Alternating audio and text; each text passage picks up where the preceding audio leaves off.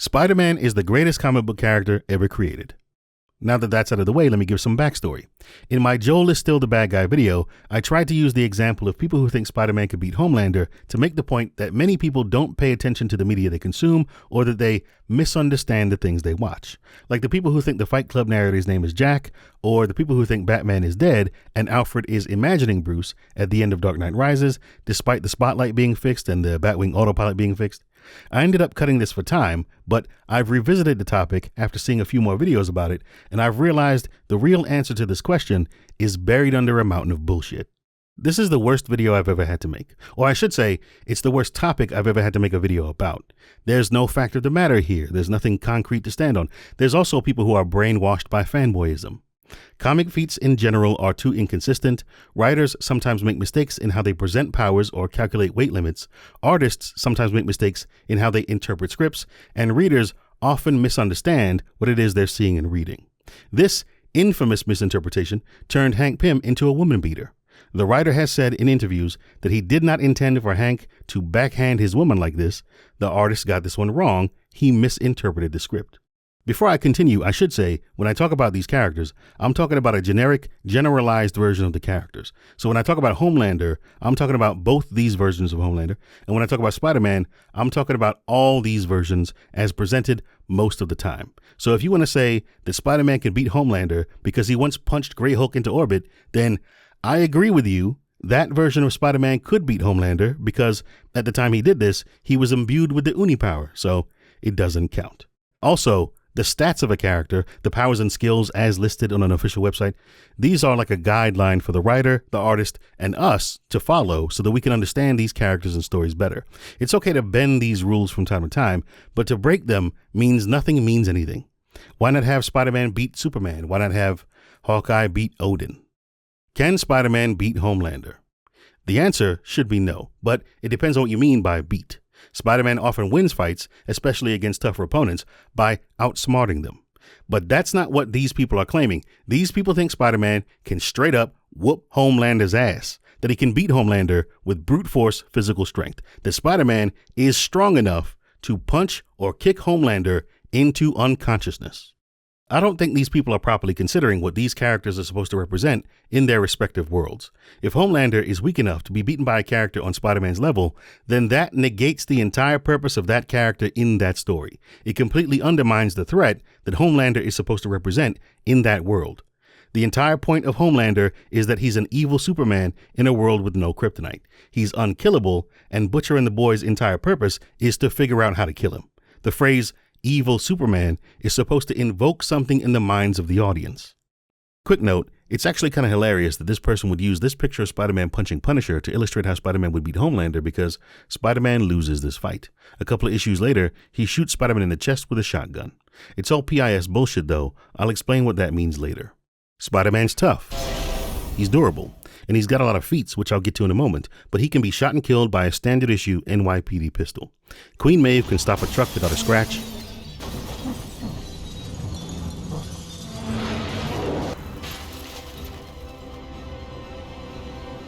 A-Train can pull multiple train cars and backhand Kimiko through a brick wall. Starlight can take 2 high-powered rifle rounds to the chest the way you or I would take a punch. Newman can pop people's heads just by looking at them, and she's acid-proof and bulletproof. Seriously?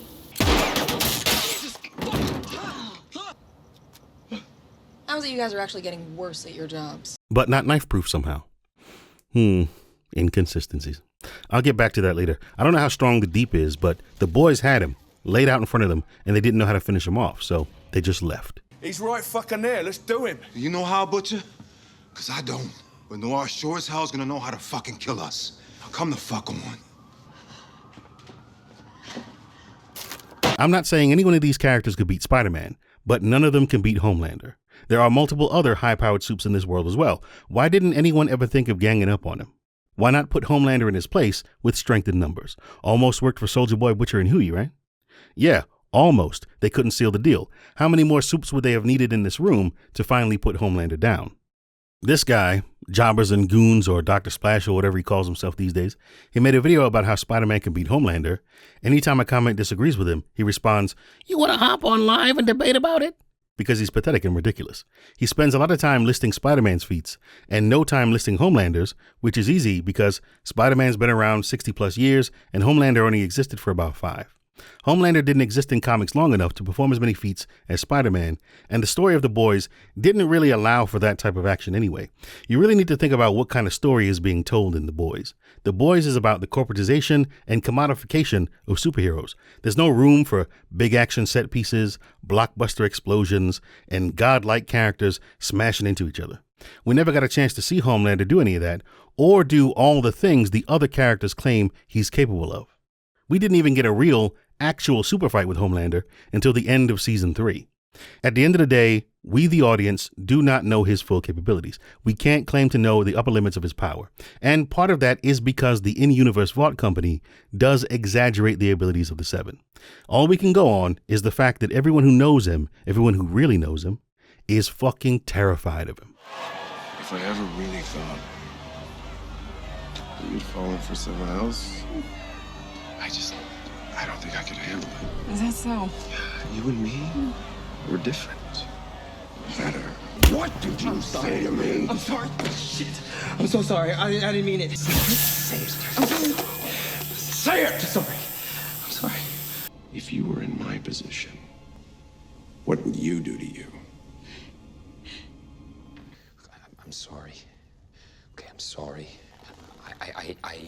You're Homelander. Button your shit up. You're flailing. This whole fucking scene right here just... I'm sorry. Go on, please. When Annie threatens to release the compromat from season 2, Homelander threatens to retaliate by basically destroying the world. Do I need to remind you of the Flight 37 video? Go ahead. Release it.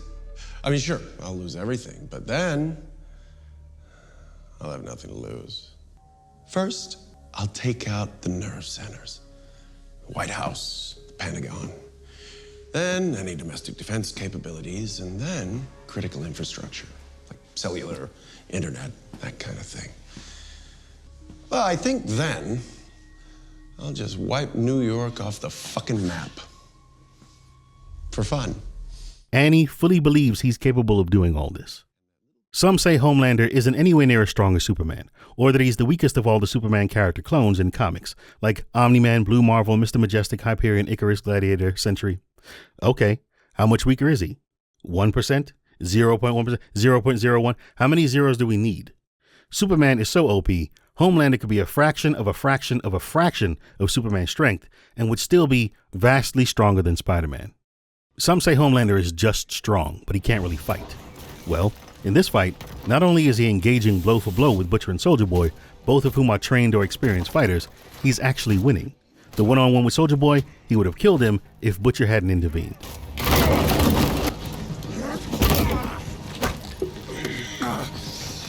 Really had me going for a minute there. Oi. The 2-on-1 with Butcher and Soldier Boy, he knocked Soldier Boy away and would have choked Butcher out if Huey didn't intervene.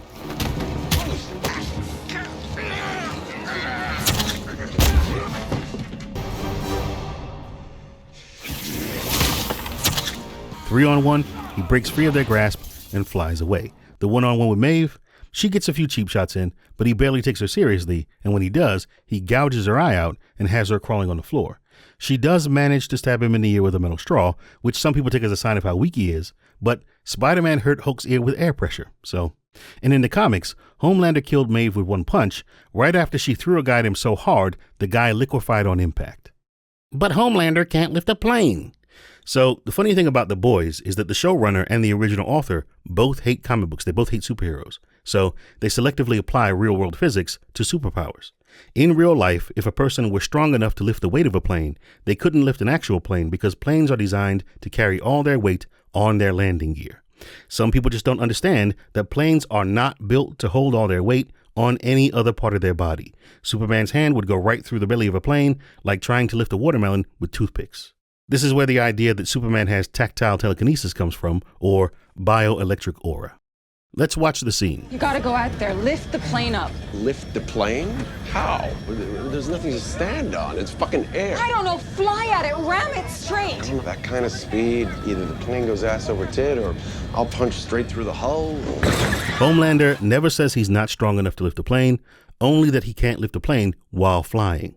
He also says that if he tries something from the outside, he might punch right through, which is exactly what happened in the comic version of this scene. And of course, we do see him throw a plane in the book with relative ease, but again, inconsistency. The plane would not have remained intact for him to throw it this way. The tip would have just ripped right off. Homelander is much faster than Spider-Man. Watch this scene.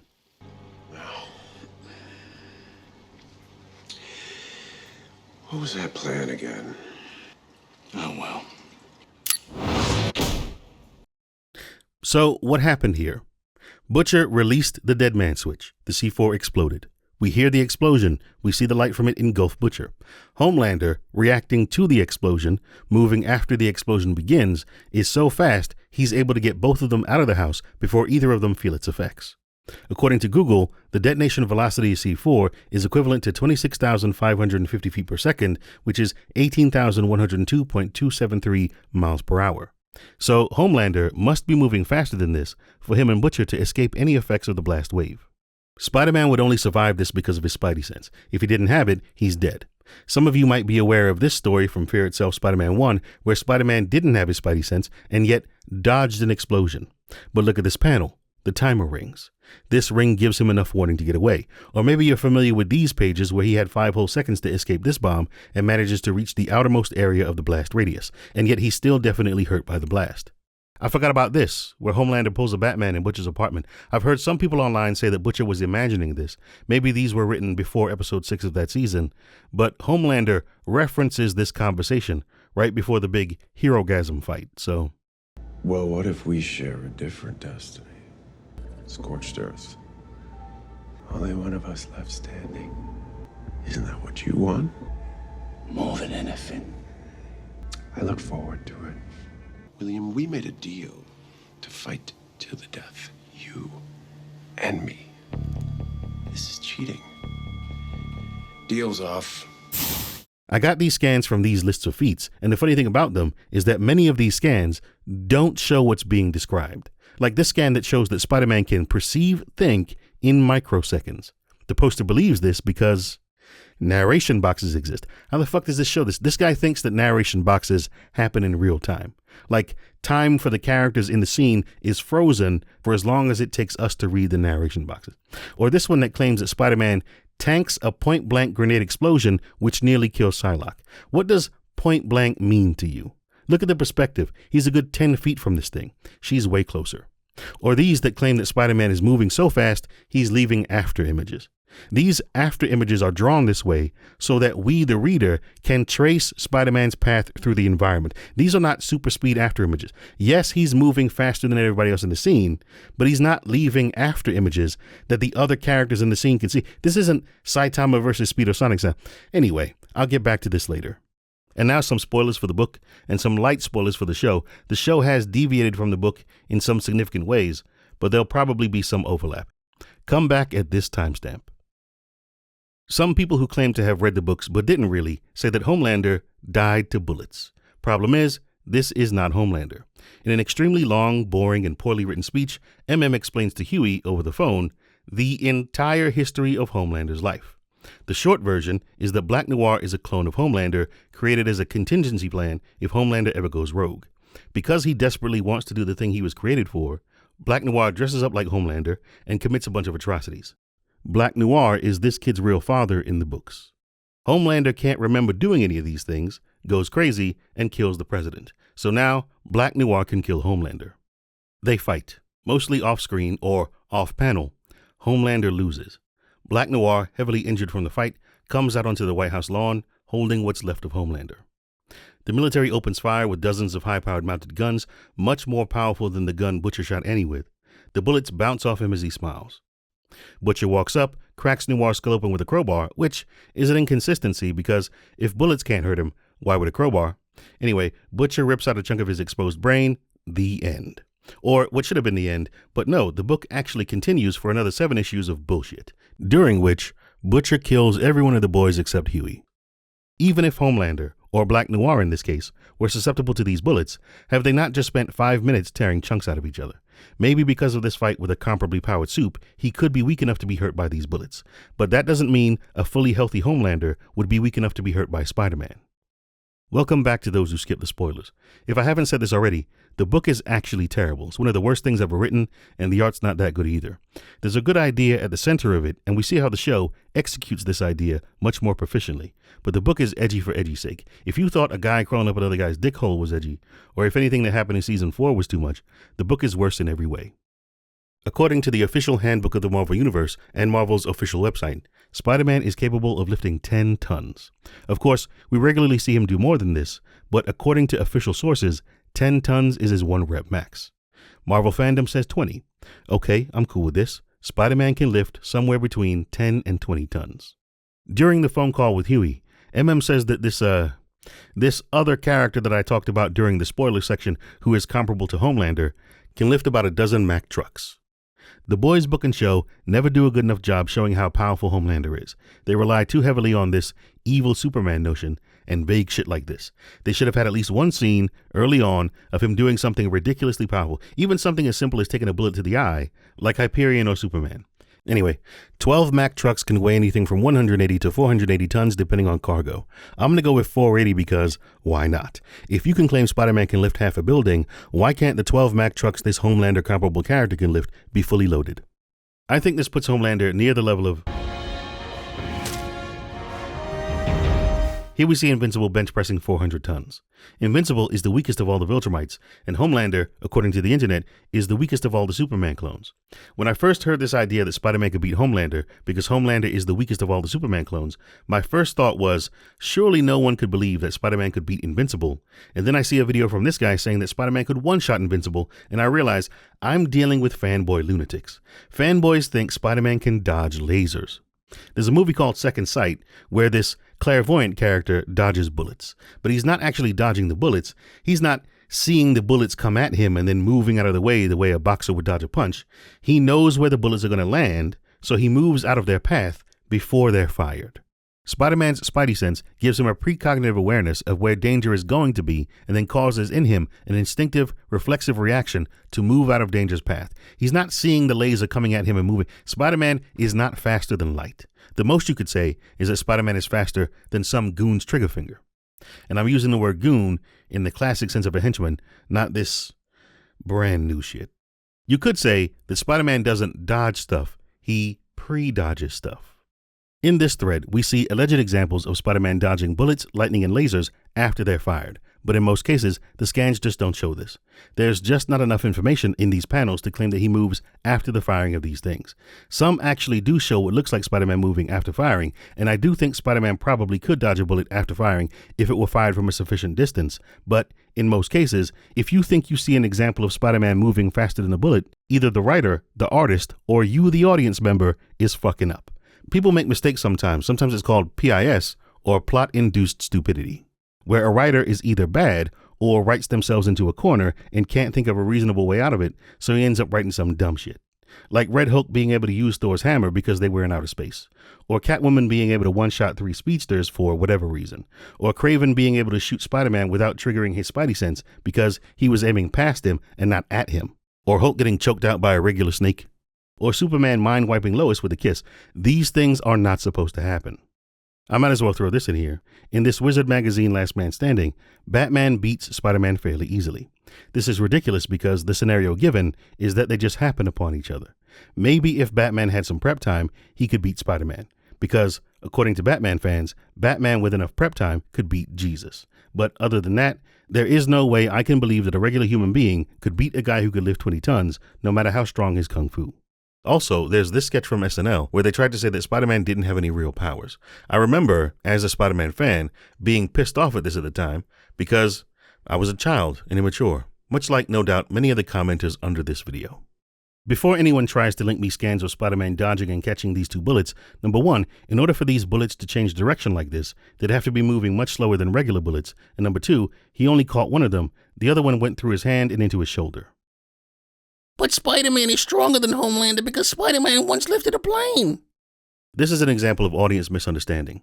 In Amazing Spider-Man 694, while lifting that plane, thought bubbles give us stats on the speed and weight of the plane.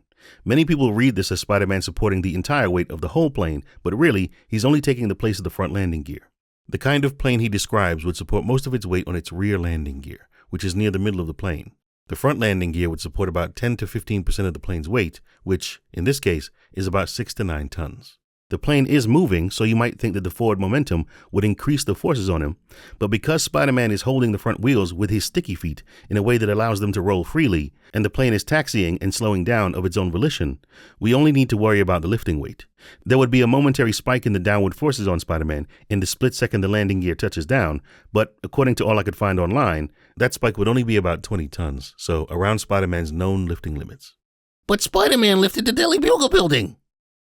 This is an example of audience misunderstanding and writer fuck-up. In Peter Parker Spider-Man 98, people think Spider-Man is lifting a quarter, half, or all of the building's weight. When someone in the crowd yells out that Spider-Man is holding up the building, in his own thought bubbles he responds, "No, I'm holding one support beam and praying that the bugle doesn't fall down around my ears." John Romita Jr. drew this as a horizontal beam, but I think the writer probably intended this beam to be vertical. I've seen 2 feet calculations for this online, and both of them assume that almost every support beam under the building, except maybe for a few on the side, were destroyed by a single pumpkin bomb, and that the building is falling as one solid block in a rotational motion as Spider-Man stands lifting the building at the other side or edge.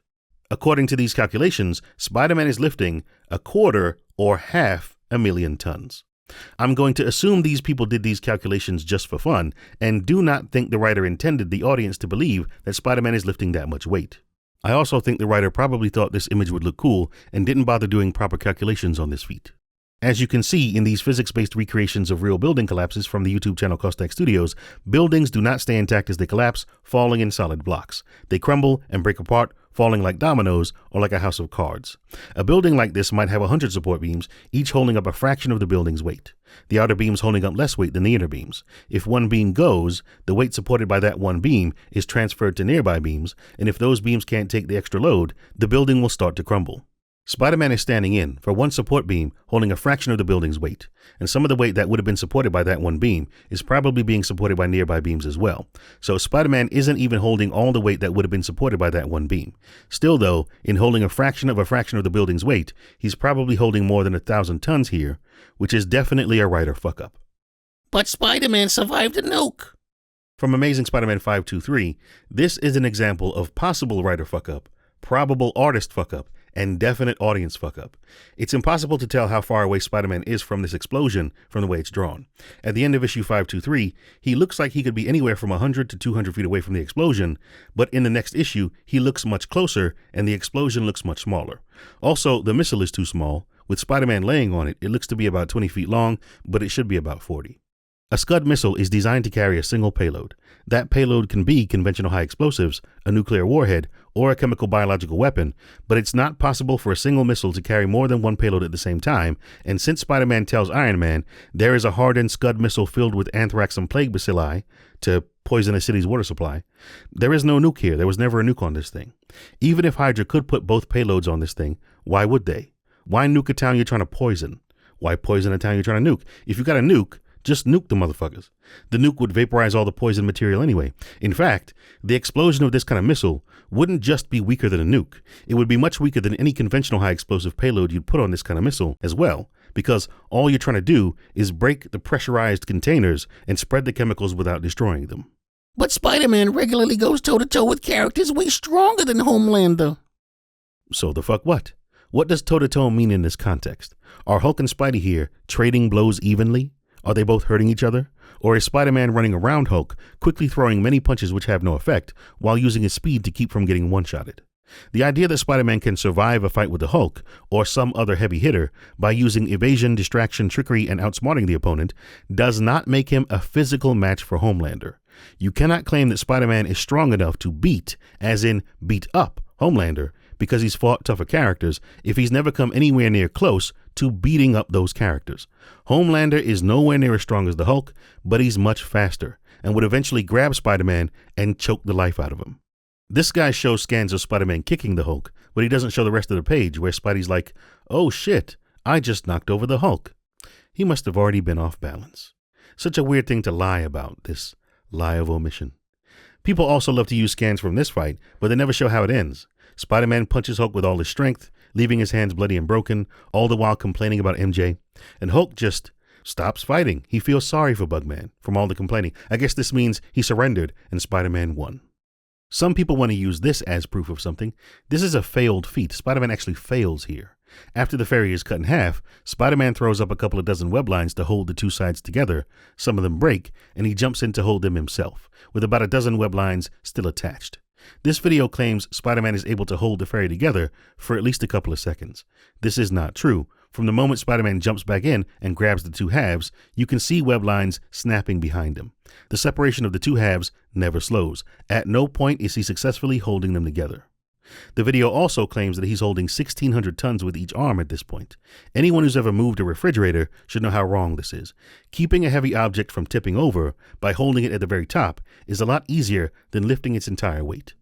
One of the biggest problems I've had making this video is, as I said before, the inconsistency of comics. Here we see Spider-Man beating the shit out of a Herald of Galactus. Here we see Spider-Man getting kicked in the face by a normal dude. Take Rhino, for example.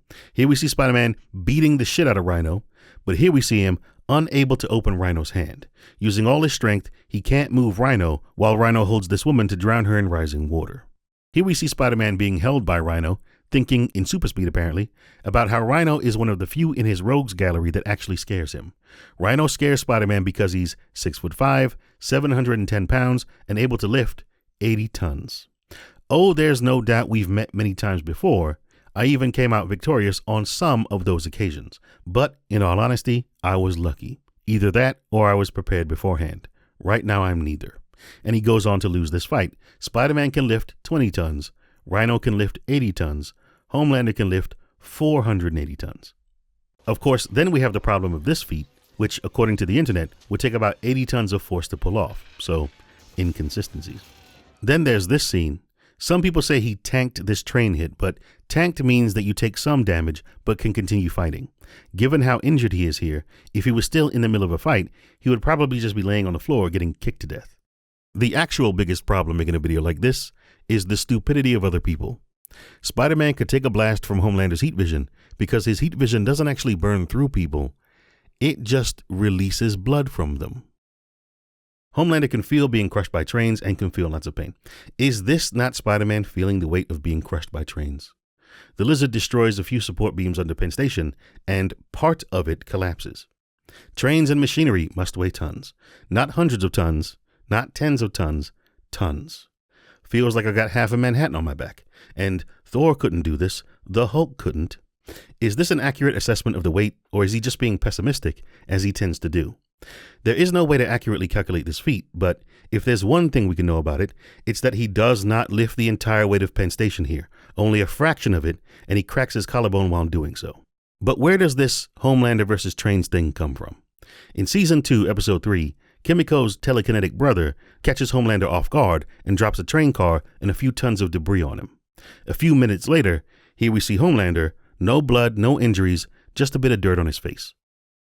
Whatever, this video is already too long, and the fanboys won't listen anyway. There are people online who think Spider-Man can beat Wonder Woman, a character who actually goes toe-to-toe in a meaningful, evenly matched way with Superman. So, some people are beyond reason. Quick edit, because I know somebody in the comments is going to say, he wasn't even fighting her back in that scene.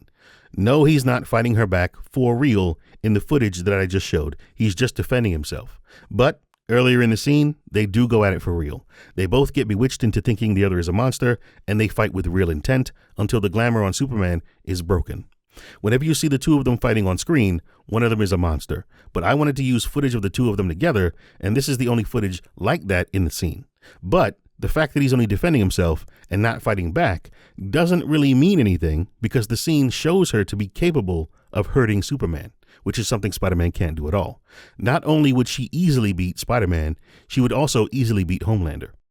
I'm not saying Homelander is a better character than Spider-Man just because he can beat him, which is how stupid people will interpret this. Spider-Man is the greatest comic book character ever created. He just can't beat Homelander, and that's okay, because a character's strength is not the only deciding factor in what makes them great. And ramping up or scaling up a character's strength level just because is boring as hell. This guy goes Saiyan. Well, this guy goes Super Saiyan. But this guy goes Super Duper Saiyan. This stuff is boring, and it's the exact kind of thing that was so successfully lampooned in One Punch Man. Spider-Man has a great power set, the best supporting cast, and the second best rogues gallery in all of comics. Classic Spider-Man, living with Aunt May, working at the Bugle, going to high school or college, dating Gwen or MJ. His biggest villain is his best friend's dad. Nothing beats this. Nothing has come close to beating this in 70 years. You know, I'm something of a scientist myself. And the fact that Spider-Man isn't bulletproof, the fact that he isn't the biggest, the strongest, the fastest, this is what makes him great. The fact that he's beatable, the fact that he can lose, that's where the conflict in the story comes from. There's actual risk involved. At the end of the day, we got this video from Stan Lee. He says who wins a fight in a comic is based entirely on what the writer wants. And guess what? He's wrong. Saitama fucks all these people. Don't forget to like, comment, and subscribe. Oh, and if you want to say something in the comments like, anything that disagrees with him, he dismisses as PIS. Yep, that's exactly what I'm doing.